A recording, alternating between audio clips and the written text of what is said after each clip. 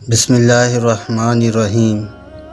ماہ شوال مکرم کے فضائل و مسائل اور تاریخی واقعات۔ محترم قارئین کرام، ماہ شوال المکرم عربی سال کا 10واں مہینہ ہے۔ ہم اہل اسلام کے نزدیک اس کی حیثیت بڑی نمایاں ہے۔ اس کی پہلی تاریخ کو نماز دوگانہ ادا کی جاتی ہے۔ بہتر سے بہتر بدلے کی اللہ رب العالمین سے توقع ہوتی ہے۔ تشکر و اطمینان سے نگاہیں جھکی ہوئی ہوتی ہیں۔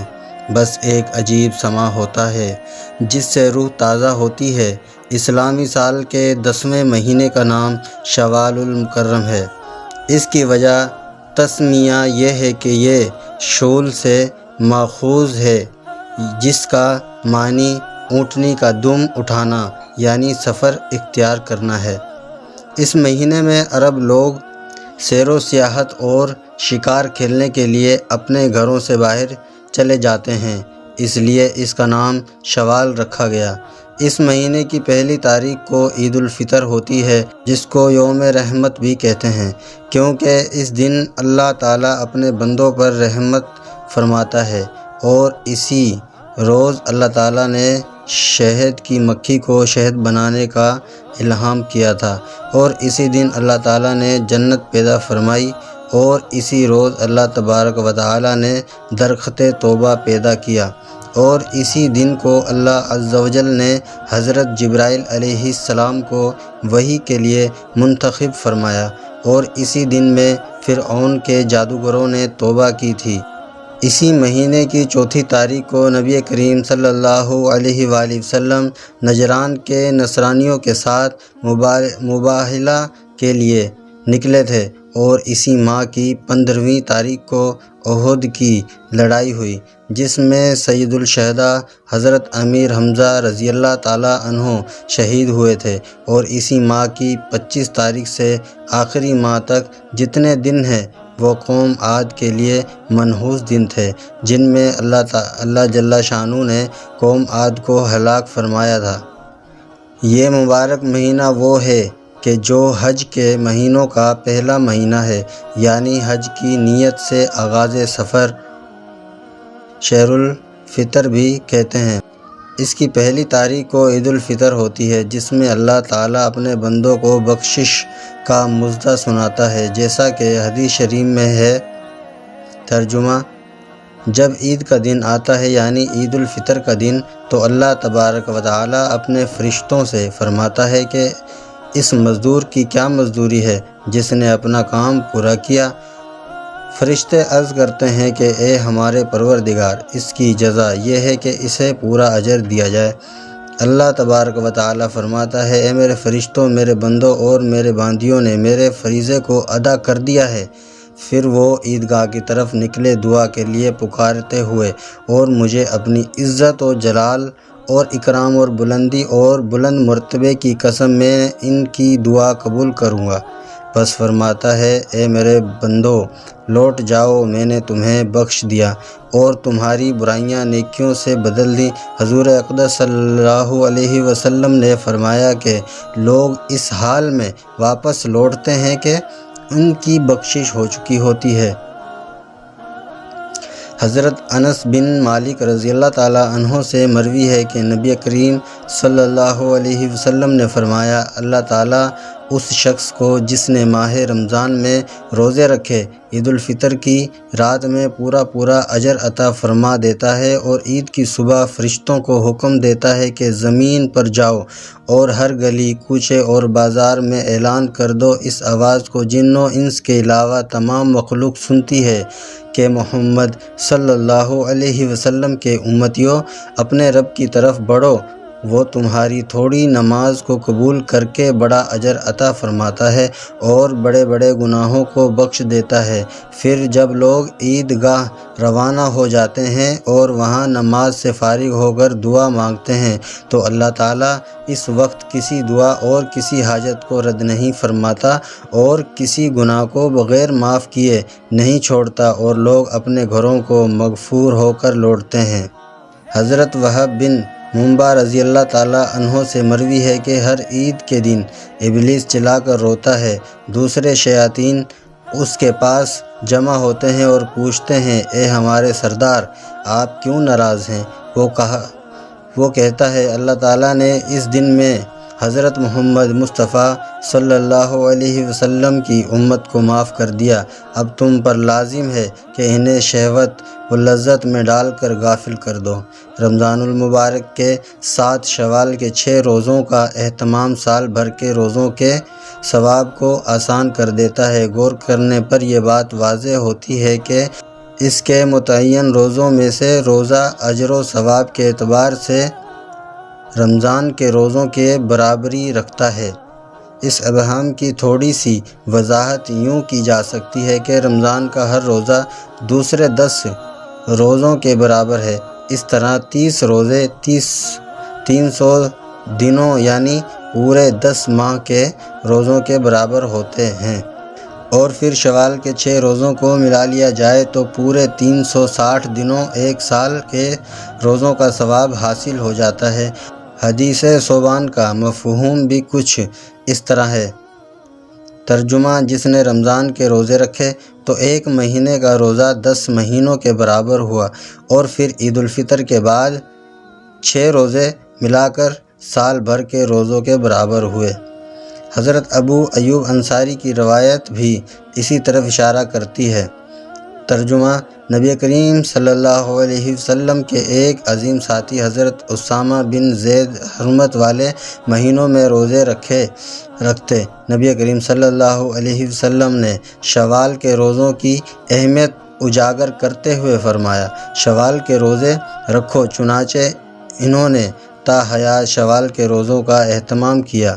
امام بوصیری رحمۃ اللہ علیہ نے اس حدیث کے رجال کو ثقات میں شمار کر کے اس کی سند میں محمد بن ابراہیم اور اسامہ بن زید کے درمیان موجود انقطاع کی طرف اشارہ کیا، مگر یہی حدیث مسند ابی یعلا موصل میں محمد بن اسحاق عن ابی محمد بن اسامہ عن جدہ اسامہ کی طریق سے موصولاً موجود ہے۔ اس طرح حدیث متصل و مقبول ہوئی۔ شوال کی اس لحاظ سے بھی بڑی حیثیت ہے کہ یہ اشہر حج میں سے ہے، جیسا کہ حضرت عبداللہ بن عمر رضی اللہ تعالیٰ عنہم فرماتے ہیں۔ ترجمہ: حج کے وہ مہینے جن کا ذکر اللہ تعالیٰ نے کیا ہے وہ شوال و ذوالحجہ ہے۔ سیدنا ابو ایوب انصاری رضی اللہ تعالیٰ عنہ سے روایت ہے کہ اللہ کے نبی صلی اللہ علیہ وآلہ وسلم نے ارشاد فرمایا، جس نے رمضان کے روزے رکھے اس کے بعد شوال کے 6 روزے رکھے تو یہ ہمیشہ روزے رکھنے کے مانند ہے۔ نبی کریم صلی اللہ علیہ وسلم نے فرمایا، جس نے رمضان کے روزے رکھے پھر اس کے بعد شوال میں 6 روزے رکھے تو اس نے گویا زمانہ بھر ہمیشہ یا سال بھر روزے رکھے۔ مسلمان کی طبیعت جب صالح و صاف ہو جائے تو اس کا دل عبادت کی طرف کھینچا چلا جاتا ہے۔ روزہ باطنی طہارت کا اکثری نسخہ ہے، لیکن یہ اخلاص، حسن نیت اور اس کے متقاضی پروٹوکول کے ساتھ مشروط ہے۔ تو جس نے 29 یا 30 روزے رمضان میں رکھ لیے، اب اس کا دل شوال کے 6 روزوں کی طرف راغب ہوگا۔ حضرت ابو ایوب انصاری رضی اللہ تعالیٰ عنہ سے روایت ہے کہ نبی کریم صلی اللہ علیہ وسلم نے فرمایا، ترجمہ: جس نے رمضان کے روزے رکھے اور پھر شوال کے 6 روزے رکھے تو یہ ہمیشہ یعنی پورے سال کے روزے شمار ہوں گے۔ پورا سال کے روزوں کا ثواب اس لیے ملے گا کہ رمضان میں ہر نیکی کا ثواب 10 گنا ہو جاتا ہے۔ رمضان 1 ماہ کا ثواب 10 گنا کیا جائے تو 10 ماہ کے روزے ہو گئے۔ شوال کے 6 روزوں کا 10 گنا 60 ہو گیا، یوں 1 سال مکمل ہو جاتا ہے۔ امام ابن خزیمہ علیہ الرحمہ نے بھی یہی لکھا۔ رمضان المبارک کے روزوں 10 گنا اور شوال کے 6 روزے 2 ماہ کے برابر ہیں، تو اس طرح کے پورے سال کے روزے ہوئے۔ شوال کے 6 روزوں میں ایک حکمت یہ بھی پوشیدہ ہے، اگر رمضان میں کسی کے روزے کچھ کمی یا نقص رہ گیا تو اس سے اللہ کریم پورا فرما دے گا۔ مثلا کسی نے سحور میں تاخیر کر دی یا افطار میں جلدی کر دی یا کسی اور وجہ سے اس کا روزہ فاسد ہو گیا، لیکن اسے شعور و سمجھ نہ ہو تو اب یہ 6 روزے اس کمی کو پورا کر دیں۔ لہذا ان میں نیت بھی یوں کی جا سکتی ہے کہ میرا سب سے پہلا رہنے والا روزہ، میں اس کی قضا کی نیت کرتا یا کرتی ہوں، یوں قضا بھی ہو جائے گی، اور اگر روزے پورے ہوئے تو نفل کا ثواب مل جائے گا۔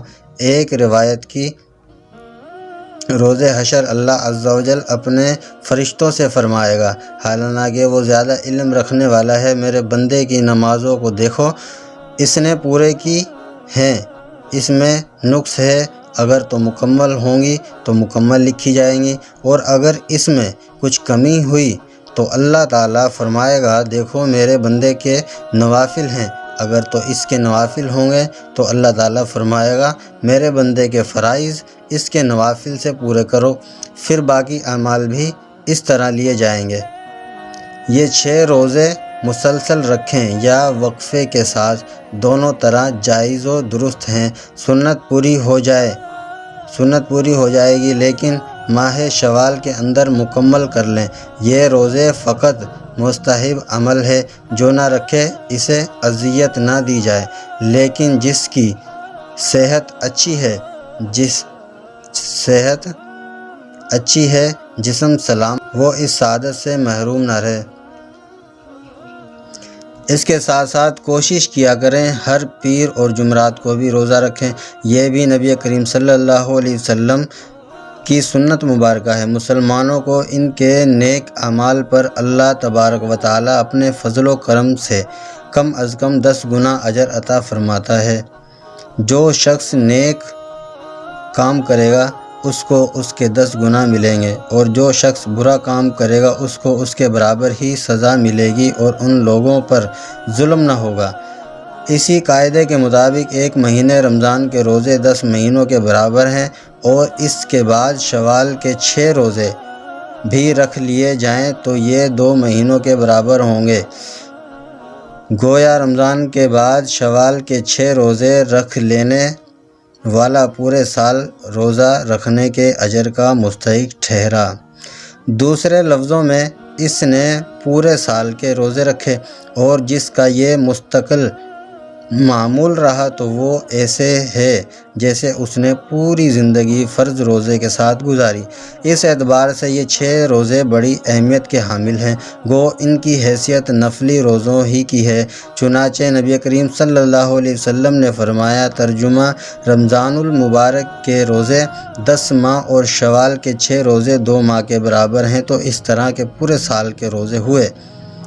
یہ 6 روزے متواتر رکھ لیے جائیں یا ناگا کر کے دونوں طرح جائز ہیں، تاہم شوال کے مہینے میں رکھنے ضروری ہیں، اس لیے جن کے فرض روزے بیماری یا سفر وغیرہ یا کسی اور شرعی عذر کی وجہ سے رہ گئے ہوں، ان کے لیے اہم یہ ہے کہ پہلے وہ فرض روزوں کی قضا کرے۔ اس کے بارے میں بعض علماء کی رائے یہ ہے کہ رمضان کے روزوں کی قضا پہلے دی جائے اور پھر شوال کے 6 روزے رکھے جائیں، لیکن اس بارے میں رانج موقف یہی ہے کہ بہتر تو یہی ہے کہ پہلے رمضان کے روزوں کی قضا دی جائے، کیونکہ یہ فرض ہیں۔ البتہ دلائل کی بنیاد پر یہ گنجائش موجود ہے کہ رمضان کی قضا سے پہلے شوال کے روزے رکھے جا سکتے ہیں۔ رمضان کے روزوں کی قضا فوری طور پر واجب نہیں ہے، بلکہ کسی بھی ماہ میں رمضان کے فوت شدہ روزوں کی قضا کی جا سکتی ہے۔ نبی کریم صلی اللہ علیہ وسلم کے ظاہری زمانے مبارک میں عورتیں حتیٰ کہ ازواج مطہرات رضی اللہ تعالی عنہم اپنے رمضان کے فوت شدہ روزوں کی قضا عموماً 11 ماہ بعد ماہ شعبان میں کیا کرتی تھی، جیسا کہ احادیث مذکور ہے۔ شوال کے 6 روزے رکھنے کے متعدد فوائد علماء نے ذکر کیا ہے، جیسے رمضان المبارک کے بعد شوال کے 6 روزے رکھ لینے کا سب سے بڑا فائدہ یہ ہے کہ پورے سال فرض روزے رکھنے کا اجر ملتا ہے، جیسا کہ پہلے بیان کیا گیا۔ رمضان سے قبل و بعد شعبان و شوال کے روزے فرض نماز سے قبل و بعد والی موقدہ سنتوں کے مشابہ ہیں، جن کا فائدہ یہ ہے کہ فرض عبادتوں میں جو کمی واقع ہوتی ہے، قیامت کے دن سنتوں سے اس کی کمی کو پورا کیا جائے گا، جیسا کہ بہت سی حدیثوں میں اس کا ذکر وارد ہے۔ اور یہ بھی امر واقع ہے کہ ہم میں سے ہر شخص سے روزے کے حقوق میں کوتاہی ہوتی ہے، کوئی اپنی نظر کی حفاظت نہیں کر پاتا، کسی کو زبان پر قابو نہیں رہتا، وغیرہ وغیرہ۔ رمضان کے روزے رکھ لینے کے بعد شوال کے روزوں کا اہتمام کرنا رمضان کے روزوں کی قبولیت کی ایک اہم علامت ہے، کیونکہ جب اللہ تعالیٰ بندے کی کسی نیکی کو قبول فرماتا ہے تو اسے مزید نیکی کی توفیق بخشتا ہے۔ جس طرح اگر کوئی شخص کسی کے یہاں مہمان ہو، پھر اگر رخصتی کے وقت میزبان دوبارہ آنے کی دعوت دے اور اس پر اصرار کرے تو یہ اس کا مطلب ہے کہ مہمان کی آمد پر اسے خوشی اور اس کی آمد قبول ہے۔ اسی طرح اگر ایک نیکی کے بعد بندے کو اسی قسم کی یا کسی اور قسم کی نیکی کی توفیق مل جائے تو یہ اس بات کی دلیل ہے کہ اس کی یہ نیکی اللہ تعالیٰ کی بارگاہ میں شرف قبولیت سے سرفراز ہوئی۔ جس طرح اگر کوئی شخص نیک عمل کرنے کے بعد پھر گناہ کے کام کرنے لگے تو یہ اس بات کی علامت ہے کہ اس کا یہ نیک عمل اللہ تعالیٰ کے نزدیک مردود ہے۔ اس میں کوئی شک نہیں کہ نماز بے حیائی و برائی کے کام سے روکتی ہے۔ رمضان المبارک سے متعلق یہ ارشاد نبوی ہے، ایک رمضان دوسرے رمضان تک کے گناہوں کا کفارہ ہے، نیز جس نے ایمان و احتساب کے ساتھ رمضان کے روزے رکھ لیے، اس کے تمام سابقہ گناہ معاف کر دیے گئے، اور روزے دار عید کے دن بے حساب اجر سے نوازے جاتے ہیں انشاءاللہ تعالی۔ لہٰذا یہ عظیم الہی نعمت اس بات کی حقدار ہے کہ اس پر باری تعالیٰ کا شکر ادا کیا جائے۔ جس طرح کہ نبی کریم صلی اللہ علیہ وسلم کے دونوں قدم جب طول قیام کی وجہ سے سوج جاتے تو حضرت عائشہ رضی اللہ تعالیٰ عنہا نے سوال کیا، آپ اتنی مشقت کیوں برداشت کرتے ہیں جبکہ اللہ تعالیٰ نے آپ کو اگلے پچھلے تمام گناہ بخش دیے ہیں؟ نبی کریم صلی اللہ علیہ وسلم کا جواب تھا، اگلے پچھلے گناہوں سے مراد یہ نہیں کہ آپ صلی اللہ علیہ وسلم معاذ اللہ گناہ گار تھے، ان سے مراد یہ ہے کہ آپ کے اگلوں کے اور آپ کے پچھلوں کے گناہ اللہ پاک نے بخش دیے ہیں۔ نبی کریم صلی اللہ علیہ وسلم کا جواب تھا، کیا میں اللہ تعالیٰ کا شکر گزار بندہ نہ بنوں؟ معلوم ہوا کہ گناہوں کی معافی بندے سے شکریہ کا مطالبہ کرتی ہے۔ اسی طرح رمضان المبارک کے روزوں کے بعد جن کی وجہ سے بندہ گناہ معاف ہوئے ہیں، شوال کے روزے رکھنا اس عظیم نعمت پر اللہ تعالیٰ کا شکر ادا کرنا ہے۔ اس کے برخلاف رمضان کا مہینہ گزرتے ہی دوبارہ گناہوں کی طرف پلٹ آنا ان بدبخت لوگوں میں شامل ہونا ہے جن سے متعلق اللہ تعالیٰ کا فرمان ہے۔ ترجمہ: کیا آپ نے ان کی طرف نظر نہیں ڈالی جنہوں نے اللہ تعالیٰ کی نعمت کے بدلے ناشکری کی اور اپنی قوم کو ہلاکت کے گھر میں لا اتارا، یعنی جہنم میں، جس میں یہ سب جائیں گے، جو بدترین ٹھکانہ ہے۔ رمضان المبارک کے بعد شوال اور اس کے بعد کے مہینوں میں نیک عمل، خاص کر وہ نیک اعمال جن کا رمضان المبارک میں خصوصی اہتمام ہوتا ہے، جیسے روزہ، قیام اللیل، تلاوت قرآن اور صدقہ وغیرہ کا سلسلہ ختم نہیں ہوتا، بلکہ بندہ جب تک زندہ ہے اس کے نیک اعمال کا سلسلہ جاری رہتا ہے۔ ترجمہ: اور اپنے رب کی عبادت کرتے رہیں یہاں تک کہ آپ کو موت آ جائے، اور اللہ تعالیٰ کے نزدیک سب سے محبوب عمل یہ ہے کہ اس پر مدومت کی جائے۔ چنانچہ نبی کریم صلی اللہ علیہ وسلم سے سوال کیا گیا کہ اللہ تعالیٰ کے نزدیک سب سے پسندیدہ عمل کیا ہے؟ آپ نے فرمایا جو عمل برابر کیا جائے خواہ وہ تھوڑا ہی کیوں نہ ہو۔ لہٰذا رمضان کے بعد شوال کے روزوں کا اہتمام کا معنی یہ ہے کہ رمضان گزر جانے کے بعد بھی بندہ اللہ تعالیٰ کی عبادت میں مشغول رہے۔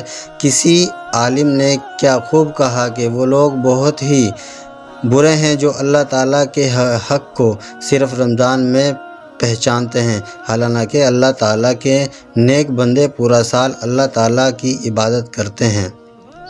نبی کریم صلی اللہ علیہ وسلم نے فرمایا، ترجمہ: جس نے رمضان کے روزے رکھے، اس کے بعد شوال کے 6 نفلی روزے رکھے تو یہ پورے زمانے کے روزے رکھنے کی مانند ہے۔ زمانہ جاہلیت میں شوال کے مہینے میں شادی بیاہ کو منحوس سمجھتے تھے، جو کہ پرسرار غلط ہے، بلکہ بعض علماء نے تو اس مہینے میں شادی بیاہ کو مستحب فرمایا ہے۔ نبی کریم صلی اللہ علیہ وسلم نے حضرت عائشہ رضی اللہ عنہا کا اسی مہینے میں فرمایا اور رخصتی بھی اسی مہینے میں ہوئی، جیسا کہ صحیح مسلم میں ہے۔ حضرت عائشہ صدیقہ رضی اللہ تعالیٰ عنہ فرماتی ہیں، صلی اللہ علیہ وسلم نے مجھ سے شوال میں شادی کی اور میری رخصتی شوال میں ہوئی، اور وہ اپنی عورتوں کی رخصتی شوال میں مستحب قرار دیتی تھیں۔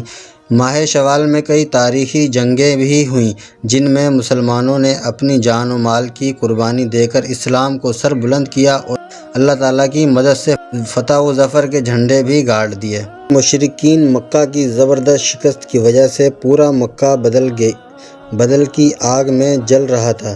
معرکہ بدر کے 1 سال بعد 10 شوال 3 ہجری کو ابو سفیان 3000 فوج، جن میں 700 زرہ پوش، 3000 اونٹ، 200 گھوڑے اور آلات حرب و ضرب سے لیس ہو کر مسلمانوں پر حملے کا ارادہ بنا لیا۔ ادھر نبی کریم صلی اللہ علیہ وسلم بھی 700 صحابہ کرام رضی اللہ تعالیٰ عنہم، جن میں 100 زرہ پوش تھے، ان کو لے کر میدان احد پہنچ گئے۔ یہ تاریخ اسلام کی دوسری جنگ تھی جو احد پہاڑ کے دامن میں لڑی گئی۔ اس وجہ سے اسے جنگ احد کہا جاتا ہے، جو مورچہ بندی نبی کریم صلی اللہ علیہ وسلم نے فرمائی تھی۔ اس پر عمل نہ کرنے کی وجہ سے مسلمانوں کا کافی جانی نقصان ہوا اور نبی کریم صلی اللہ علیہ وسلم کے خاندان شریف اس جنگ میں شہید ہوئے۔ 70 مسلمان شہید ہوئے اور 30 مشرکین جہنم رسید ہوئے۔ اس جنگ میں یہ نہیں کہا جا سکتا کہ کس کو فتح ملی، کیونکہ دونوں طرف سے کافی جانی نقصان ہوا۔ 5 ہجری شوال کے مہینے میں مشرکین مکہ کے سر پر پھر جنگ کا بھوت سوار ہو گیا۔ اس بار ابو سفیان نے قریش اور دیگر قبائل حتیٰ کہ یہودیوں کے ساتھ بھی اتحاد کر کے ان کو بھی جنگ کے لیے راضی کر لیا اور ایک بہت بڑی فوج کھڑی کر لی اسلام کے خلاف۔ اس اتحاد کو قرآن نے احزاب کا نام دیا۔ ان میں ابو سفیان کی قیادت میں 4000 پیدل فوجی، 300 گھڑ سوار اور 1500 کے قریب اونٹ سوار شامل تھے۔ دوسری بڑی طاقت قبیلہ غطفان کی تھی، جس کے 1000 سوار عنینہ کی قیادت میں تھے۔ اس کے علاوہ بنی مرہ کے 400، بنی شجاع کے 700 اور کچھ دیگر قبائل کے افراد شامل تھے۔ مجموعی طور پر تعداد 10,000 سے زیادہ تھی، جو اس زمانے میں اس علاقے کے لحاظ سے ایک انتہائی بڑی فوجی طاقت تھی۔ یہ فوج تیار ہو کر ابو سفیان کی قیادت میں مسلمانوں سے جنگ کرنے کے لیے مدینہ روانہ ہو گئی۔ سیرت ابن ہشام۔ مسلمانوں نے حضرت سلیمان فارسی رضی اللہ تعالیٰ عنہ کے مشورے سے مدینہ کے ارد گرد ایک خندق کھود لی۔ یہ خندق 20 دن میں کھود کر مکمل ہوئی، جو تقریباً 5 کلومیٹر لمبی تھی، 250 میٹر گہری تھی اور اتنی چوڑی تھی کہ ایک گھڑ سوار چھلانگ لگا کر بھی پار نہیں کر سکتا تھا۔ مسلمانوں کی تعداد 3000 کے قریب تھی۔ سیرت ابن ہشام۔ اس جنگ میں 6 مسلمان شہید ہوئے اور 7 مشرکین ہلاک ہوئے۔ اللہ کے فضل و کرم سے اس جنگ میں بھی مسلمانوں کو شاندار کامیابی حاصل ہوئی۔ اس کا ذکر اللہ پاک نے سورۃ الاحزاب کی کئی آیتوں میں فرمایا۔ جنگ حنین 4 شوال 8 ہجری کو لڑی گئی۔ حنین شہر طائف کے قریب ایک علاقے کا نام ہے۔ یہ جنگ اسی زمین پر لڑی گئی، اس لیے یہ جنگ غزوہ حنین کے نام سے مشہور ہوئی۔ قرآن میں اسے یوم حنین سے تعبیر کیا گیا ہے۔ قبیلہ ثقیف اور قبیلہ حوازن، یہ دونوں قبیلے بڑے جنگجو اور کافی بہادر تھے۔ انہیں غلط فہمی ہوئی کہ کہیں مسلمان ہم پر چڑھائی نہ کر دیں، اس لیے انہوں نے مسلمانوں پر حملہ کرنے کا ارادہ بنا لیا۔ اس کی خبر جب نبی کریم صلی اللہ علیہ وسلم کو ہوئی تو آپ 12,000 مسلمانوں کا لشکر لے کر حنین پہنچے۔ اس قدر زبردست لشکر دیکھ کر صحابہ کی زبان سے بے ساختہ نکل گیا، آج بھلا ہم پر کون غالب آ سکتا ہے؟ لیکن اللہ پاک نے صحابہ رضی اللہ تعالیٰ عنہم کے اس طرح کے فخریہ بول کو پسند نہیں فرمایا، جس کا اثر یہ ہوا دشمن نے نہایت ہی چالاکی سے حملہ کیا، جسے 12,000 مسلم لشکر میں بھگدڑ مچ گئی، لیکن نبی کریم صلی اللہ علیہ وسلم کے پائے استقامت میں ذرا برابر لغزش نہیں آئی، اور پھر نبی کریم صلی اللہ علیہ وسلم نے مہاجرین اور انصار کو پکارا۔ پھر چند سینکڑوں میں جنگ کا نقشہ بدل گیا اور مشرکین میدان چھوڑ کر بھاگ گئے اور اللہ نے مسلمانوں کو کامیابی عطا فرمائی۔ میں بھی اللہ پاک نے سورۃ توبہ آیت نمبر 62 میں بھی اللہ پاک نے اس کا ذکر فرمایا۔ اس ماہ میں کئی جلیل القدر ہستیوں کا یوم ولادت اور یوم وصال بھی ہے۔ عرس حضرت عمرو بن عاص صحابی رسول حضرت سیدنا عمرو بن عاص رضی اللہ تعالیٰ عنہ کا وصال 1 شوال المکرم 43 ہجری کو ہوا۔ نبی کریم صلی اللہ علیہ وسلم نے آپ کو عمان کا عامل بنایا۔ آپ بہترین سپہ سالار، فاتح مصر اور گورنر مصر بھی تھے۔ عرس امام بخاری امیر المؤمنین فی الحدیث محمد بن اسماعیل بخاری رحمۃ اللہ علیہ کا وصال 1 شوال المکرم 256 ہجری کو ہوا۔ آپ 1,00,000 احادیث صحیحہ کے حافظ اور قرآن کریم کے بعد صحیح ترین کتاب صحیح بخاری کے مصنف ہیں۔ عرس خواجہ عثمان ہارونی حضرت خواجہ سید عثمان ہارونی چشتی رحمۃ اللہ علیہ کا وصال 5 شوال مکرم 617 ہجری کو ہوا۔ آپ عابد و زاہد ولی کامل اور حضرت خواجہ غریب نواز رحمۃ اللہ علیہ کے مرشد گرامی ہیں۔ یوم ولادت اعلیٰ حضرت امام اہل سنت امام احمد رضا خان رحمۃ اللہ علیہ کی ولادت باسعادت 10 شوال المکرم 1272 ہجری کو ہوئی۔ آپ عالم باعمل مفتی اسلام ولی کامل زبردست عاشق رسول اور فتاوی رضویہ سمیت کئی کتب کے مصنف ہیں۔ 15 شوال عرس حضرت امیر حمزہ و شہدائے احد رضی اللہ تعالیٰ عنہم 15 شوال المکرم 3 ہجری کو غزوہ احد وقوع پذیر ہوا، جس میں نبی کریم صلی اللہ علیہ وسلم کے چچا حضرت امیر حمزہ رضی اللہ تعالیٰ عنہ سمیت 70 نے جام شہادت نوش فرمایا اور شہدائے حنین رضی اللہ تعالیٰ عنہم شوال المکرم 8 ہجری میں غزوہ حنین رونما ہوا، جس میں 4 مسلمانوں نے جام شہادت نوش فرمایا اور مسلمانوں کو فتح نصیب ہوئی، اور اس ام المؤمنین حضرت سیدنا سودا بنت زمع رضی اللہ تعالیٰ عنہم شوال المکرم 54 ہجری نبی کریم صلی اللہ علیہ وسلم کی شریک حیات ام المؤمنین حضرت سودا بنت زمع رضی اللہ تعالیٰ عنہم کا وصال شوال المکرم 54 ہجری میں مدینہ منورہ میں ہوا۔ آپ حسن ظاہری و باطنی سے مالا مال اور خاندان قریش کے معزز خواتین میں سے ایک تھی۔ اللہ تعالیٰ جو کچھ پڑھا اللہ تعالیٰ ہمیں عمل کی توفیق عطا فرمائے اور دوسروں تک اسے پہنچانے کی توفیق عطا فرمائے۔ اس کے میرے پڑھنے میں آپ کے سننے میں کوئی غلطی کوتاہی ہو گئی ہو تو اللہ تعالیٰ ہمیں معاف کرنے کی توفیق عطا فرمائے اور صحیح کا پڑھنا اپنی بارگاہ میں قبول و منظور فرمائے، اور اس طرح کے شرعی سوالات و جوابات کے لیے ہمارے چینل کو سبسکرائب لازمی کر لیں۔ جزاک اللہ۔